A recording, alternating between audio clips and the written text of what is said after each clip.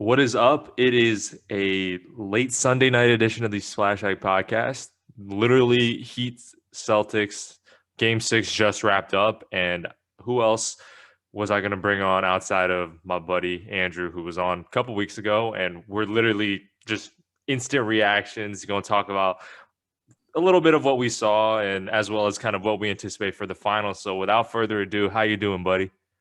I'm doing good. I'm doing good. Before we look ahead, the game just ended like what 15 minutes ago. What were some just kind of instant gut reactions the moment it looked like okay they're going to the finals? Uh, I mean, first of all, congratulations to Eric Spoelstra. I think, he doesn't get talked about as one of the best coaches in the league, but I think this year might have been his best coaching job he's ever done. I mean, because the Heat, they weren't projected to be finals contenders. Most people had them as like a kind of a fifth seed, sixth seed, like low, maybe a fourth seed, like kind of middle tier-ish playoff contender. But Eric Spoelstra's done a phenomenal job. I'm super happy for him. Just the culture that he and Pat Riley have cultivated down there, it's really paying off dividends. And yeah, I was just really happy for the Heat. Like the moment you kind of saw that they're going to do it, they're heading to the finals. Yeah.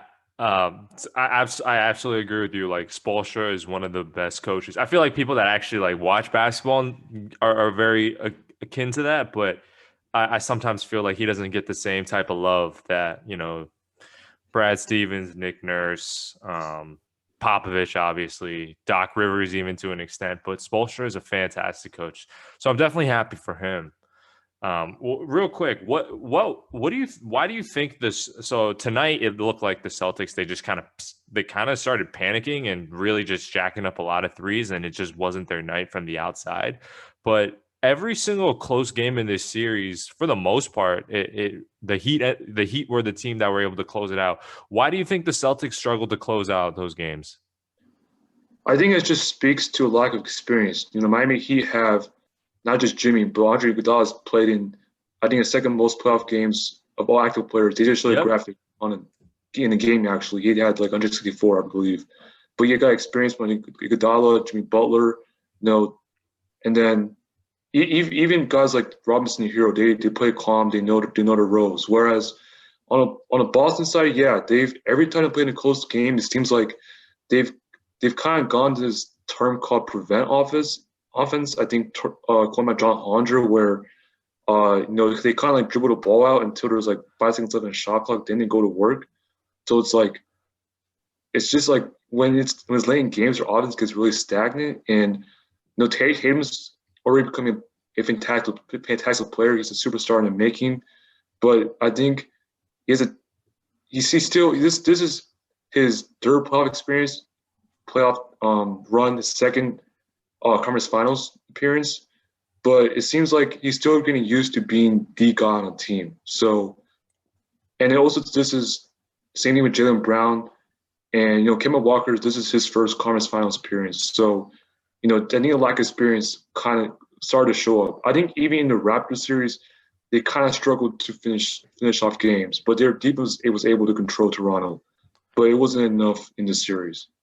Yeah, it's ironic, right? Because the Brad Stevens is obviously known for being a little more of an innovative coach, and that he emphasizes passing and ball movement and whatnot. It was definitely really interesting to see that when it came down to it. A lot of times in these games, it was just like you said, it didn't feel like they were doing anything when their offense until there's like 8 seconds on the shot clock, and they would just give it to Tatum or Kemba, and they would say, "All right, go get us something." So it definitely seemed. I'm definitely with you. It seemed like it just seemed like the main guys who they needed to get buckets for them when it really came down to it. They're a little less experienced and whatnot. So I think I'm with you there. So I guess uh, yeah. Before talking about the finals, I'm curious. What was your biggest takeaway from the Western Conference Finals? Biggest takeaway. So, well, first of all, Game Five, LeBron just took over down the stretch. I think the past three games before Game Five, he was kind of settling. He was kind of taking some jumpers, But in Game 5, like he just took over. He's playoff LeBron showed up. So that's my first takeaway. I think in the first like 3 games, he was like they deferred to AD more, and AD was definitely having his way against the Nuggets. Nuggets really don't have anyone that can really stop him, honestly. So he took advantage of that. But I think besides Game 1, though, the Nuggets showed a lot of fight. I mean, that's been their mantra. They just want to stay in the fight. They want to, they don't give up. Jamal Murray, Nikola Jokic. I mean, what a run from them. I mean, they're not right now. I think a national what do you say? The national audience kind of knows who Murray and Jokic are. They've been underrated for a while. So I'm quite happy for the Nuggets. And Jeremy Grant played a pretty good series. I think he's going to get overpaid by someone. Don't know if it's Nuggets. Don't know if it's another team that has cap space. But yeah, I think the Lakers size really drew off Jokic sometimes. I think when they start Dwight Howard, I forgot. I think it was Game 4, or he just gave them a big boost. Just fending off Jokic on the boards, and then grabbing offensive rebounds and just giving them energy overall. So Nuggets show a fight, but the Lakers proved that they still have AD and LeBron. They're still a better team at the end of the day. So hats off to Nuggets for a great playoff run that we'll never forget. And then also the Lakers, LeBron for making his his 10th NBA Finals appearance, his 9th and 10th in the last 10 years. Yeah, that's surreal. Yeah. What's it called? Before I kind of talk about some of the key takeaways, before I kind of talk a little bit about the NBA Finals, I just wanted to say I definitely appreciate the fight that the Nuggets showed. And one thing that is a little bit of a pet peeve of mine is that sometimes people just look at the end result. Like people will say, "Oh, this team won in 4. This team swept the other team, or this team won in 5 games," and just assume that because it was like a 4 or 5 game series, that one team wasn't at least the losing team wasn't at least competitive. So I hope that that's the story that's told about the Nuggets when they talk about this conference finals. And I definitely agree with you. Murray, Jokic, you build around those guys, and they have a very bright future. I don't know if they're going to be able to keep Grant, just because, like you said, it seems like he's primed to get paid a little overpaid. But even if they don't keep him, I think there's enough upside with.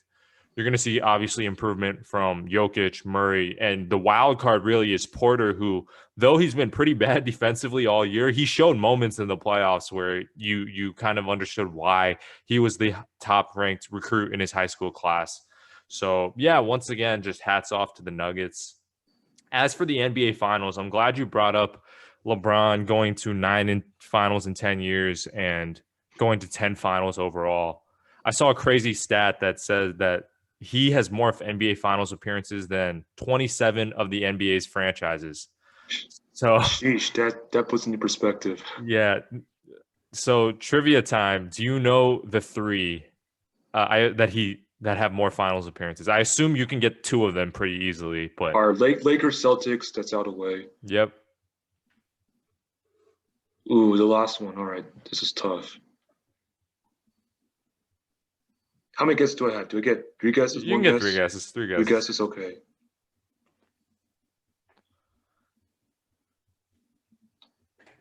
The Sixers. No. All right.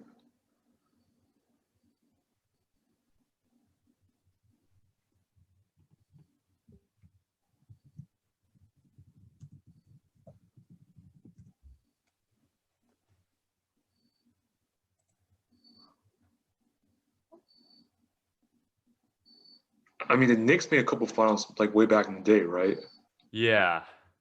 Not the Knicks. Not the Knicks, okay. Not the Knicks.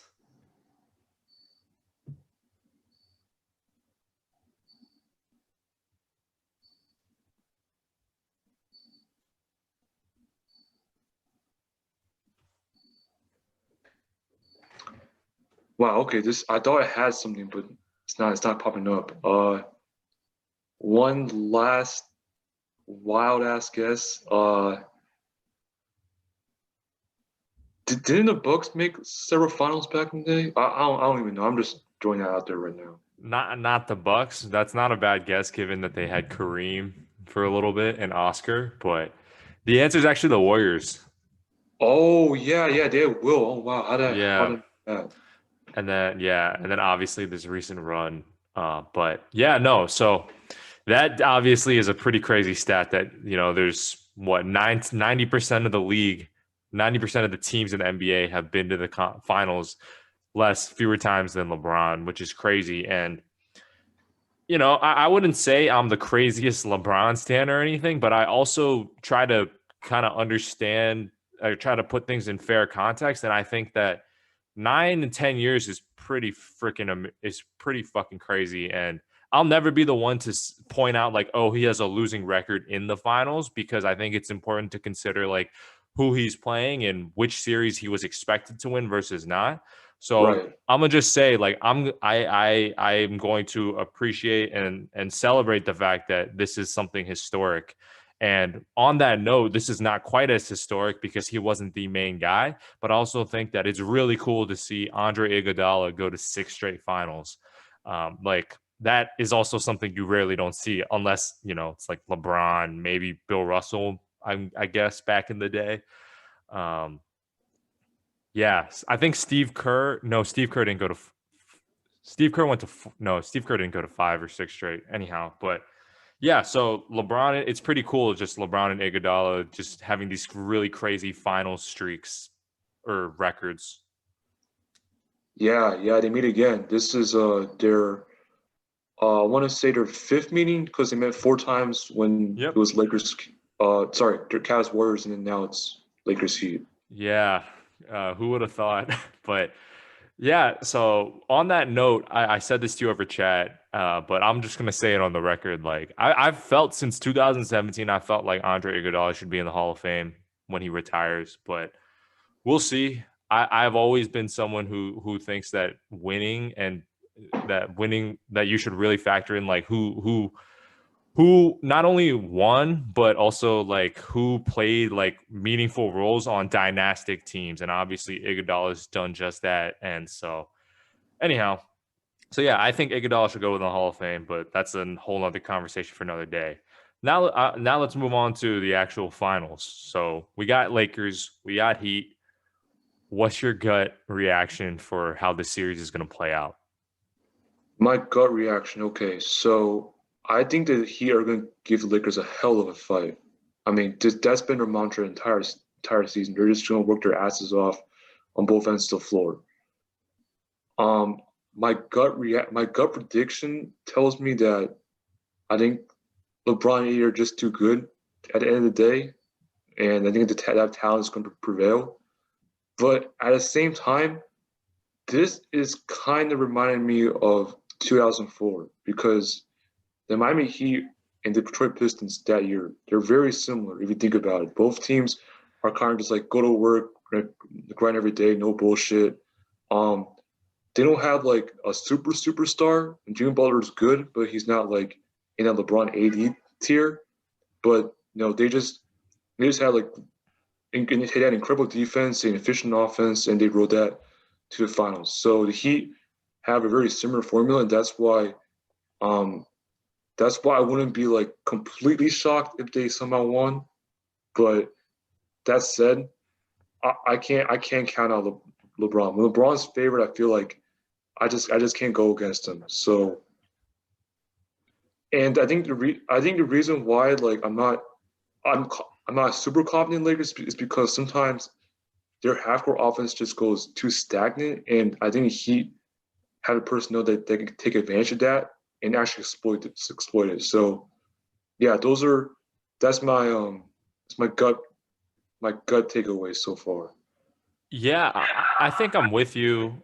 I I don't. So I'm picking the Lakers to win the series, but my brother was saying like, oh, the Lakers are gonna stomp all over the Heat, and like that's obviously very possible. But it's just hard for me to see the Heat like getting swept in this series. Like to me, I just get the sense that they can get they can get a game or two, and I would lean towards Heat and Lakers in 6, just out of respect for the Heat. Or potential if the Lakers do win in 5, I could definitely see it being a little bit like Lakers 2009, where the Magic only won one game, but they were also competitive in like Yeah, a couple that's a good games point. and couple they were a couple bounces away from stealing an extra game or and potentially two. But I'm glad you brought up I'm glad you brought up a couple of things. First, the 2004 Pistons comparison. I actually we talked about this the other day over chat, but I definitely think that if the Heat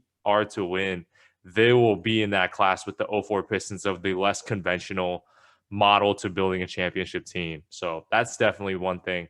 The second thing is I just want to I don't mean to preach, but I want to take a quick moment and just give Jimmy Butler a big shout out. I know Tyler Hero is my guy. He's my favorite player on the Heat. He's one of my favorite players in the league. But I just want to give a quick moment to point out that in a day and age where guys are looking to team up with other superstars, Jimmy Butler was the one guy who said, "I actually think that this coaching staff, this organization, this culture are well suited for me, and they don't have a bona fide superstar, and yet, but I'm going to join them." I remember when he signed with them, a lot of people were there was definitely some noise of, "Oh, he just wants to be the guy, and he wants to live in Miami and have fun and all this," but I mean, kudos to him. Like, so many people were ready to just slander the crap out of Jimmy Butler based on the fact that he left Minnesota.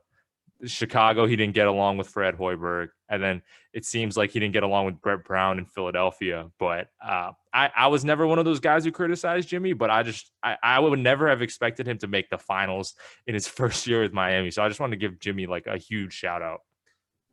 Yeah, I think Jimmy's reputation has definitely improved massively since last year. I think remember last season it was that debacle with the Timberwolves. It was that infamous practice and all the mess ups by Tom Thibodeau. Just the whole situation was just a disaster, and I think that really colored Jimmy's reputation around the league as like kind of a locker room a distraction, I might say.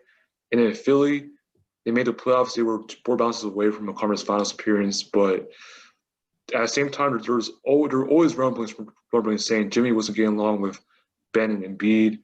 Jimmy wasn't getting along with the coach, and it was just they just kind of fed in that narrative that like Jimmy's just he's just not like a like he's just too much baggage. You know what I mean? So and then now when he signed with the Heat, everyone was like, oh, I mean, they're going to be like 6th seed. They're not going to be 8th seed. They're not going to be a threat. But yeah, this Heat culture really fit him like seamlessly. Just Jimmy Butler's a hard worker, no bullshit kind of guy. The Heat just embraced that kind of mentality. So yeah, I'm really hyped for Jimmy. Just the way he brought about himself the entire season, and now he's in the finals for the first time in his career. So I'm really proud for him. Yeah, no, absolutely. And I also just two quick less X's and O's points that I think are definitely interesting. If you told me in 2010 that 10 years from now Rondo's going to be in the finals and he's going to be playing for the Lakers, you would have broken my brain. So that's definitely a interesting thing, little subplot. And then also LeBron against his former team. The Heat, even though I think the Heat have traditionally they've always been very prepared and played pretty well against LeBron in the regular season. I think they have a winning record since LeBron left in 2014. I could be wrong, but I think they've been competitive every time they play him. So I think that's also certainly interesting. My more basketball centric question to you is: how do you think? I do you think that this I guess now it's this vaunted Miami Heat zone. Do you think it'll be effective against the Lakers, considering that they don't have the greatest collection of perimeter shooters? Yeah, so that's a great question because the Miami Heat those even was a big talking point in the conference finals. Um, yeah, the Lakers' lack of reliable perimeter shooting is definitely going to be an issue, but at the same time, there were moments in that conference finals series where that zone looked that zone look beatable. I think once you get into the middle of the floor, that free throw line spot where you find you find a laying down baseline. I think those are two areas that can be exploited. And I think if you get AD that if AD can flash a free throw line and then hit the mid range jumper, I think that's always going to be available. But yeah, that's the Lakers are going to have. They will spend a lot of days trying to figure it out. That's going to be a big talking point for them. And yeah, sometimes the Lakers offense just get stuck in the mud, and I think you will see that happen a lot during the finals when the Heat break out their zone. So yeah, LeBron, Lakers, they're gonna have to find a way to break it. It's gonna be a struggle, without a doubt. Yeah. Also, a very deep, a very deep basketball take. I would, I am very curious to see if Spoelstra gets really ballsy and decides to throw out a triangle and two, where essentially they play triangle and then as they have a triangle zone, and then they have Bam on AD, regardless of where AD's at on the floor, and then either Iguodala or Jimmy Butler on on LeBron. Or Crowder. Crowder potentially for sure. I'd be very curious to see if Spo is going to whoop that out. Yeah, it would not surprise me. I mean, like, Spo's an innovator. He's going to try whatever it takes. Yeah. I'm wondering which is there a head-to-head matchup outside of AD versus Bam that you're really excited to see? Because I feel like, quite frankly, when I'm kind of, in my head just thinking like who's going to match up with who outside of, Jimmy and LeBron and then Bam and AD, I honestly think the two rosters are constructed very differently. Yeah, I get the feeling too. I think the Heat have more depth and like more shooting overall. I mean, Tyler Hero, Duncan Robinson are two of the best shooters in the game. Even Olynyk is a good stretch five. I think uh yeah, that's another point I want to bring up is like how I know McGee and Howard didn't play at all in the Rocket series, then they busted. Then Howard played a big role in Nugget series. So I'm very curious to see if if Vogel's going to stick with two bigs on the floor, because I think if the Spo counters of Olynyk, that might give Dwight or McGee a lot of trouble. But yeah, the Lakers, they're a defensive team. They want to load up on size and like just athletic defenders. But the Heat have a collection of good shooting, so that it's interesting interesting perspective, I would say. Yeah, I'm definitely what I like about the Heat is that they can throw a lot of different looks at LeBron. Like, you're not going to stop him, but you can at least, you can throw Iguodala, you can throw Butler, then you can throw Jay Crowder, a little bit of Derrick Jones Jr., and probably a little bit of Bam if AD's not in the game. So I like that they can throw a lot of different looks at him. I'm also curious to see essentially the production of Duncan Robinson and my guy Tyler Hero. It's just such a contrast because those guys, they're absolute flamethrowers from the perimeter, but obviously their offense is far further ahead of their defense as opposed to the Lakers. The Lakers kind of assortment of guards where it's a lot of guys who are pretty solid defenders but not the best shooters. Unless Danny Green, ages backwards a little bit for this series. But yeah, I'm definitely curious to see. Like I said, it's definitely like a clash of styles. Like there's definitely it's definitely a little bit of yin and yang vibe. Right. Yeah. I'm also wondering if the loss of Avery Bradley is going to hurt the Lakers this series. And Absolutely. I think I've always like thought Bradley was a very underrated part of the Lakers. I think he provided reliable shooting and defense in the starting lineup, and it didn't hurt them in the first three series. But at some point, you gotta wonder if having one less reliable shooter is gonna hurt the Lakers enough to make them potentially lose the series. Yeah, no, definitely. Like just that extra defender and guy who's at least a fairly reliable spot up shooter. Definitely, I feel like they'll miss that a little bit this series, but So yeah, with all that said, what's your final, or not final, but just which team and how many games are you leaning? Uh, my gut reaction is Lakers in 6.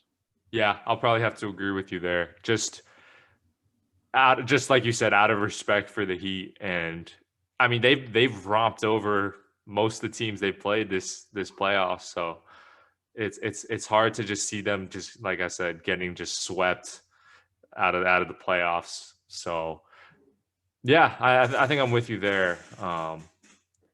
Think that's a good stopping point. Definitely excited to definitely excited that the finals are actually here, and that the whole Disney operation has been going pretty well. Very well. I mean, I don't think there have been any positive test cases in like the last 4 weeks. It's like it's almost like we almost forgot that like COVID existed. Like it almost feels like that sometimes. Yeah, it's certainly been a good, you know it's given me obviously something to watch and whatnot, but also, yeah, like you said, I don't think there's been any positive cases, so like they've done their part, and I'll be honest, I was pretty skeptical going in, but obviously they've held up their end of the bargain. So definitely excited. Like we will get a conclusion to this season, so definitely really excited about that. Yeah, man, I'm pumped. This is gonna be a fantastic series. So I'm looking forward to it. Yeah, so guess that's a good place to stop. So thanks for joining me, Andrew. We'll chat obviously throughout the finals and whatnot, but appreciate you joining me today. And to the listeners, if you haven't done so already, please rate, review, subscribe to the Splashback Podcast on whatever medium you're listening to, whether it's Apple Podcasts, SoundCloud, Spotify, or YouTube. Once again, thank you for listening, and thanks for joining me, Andrew.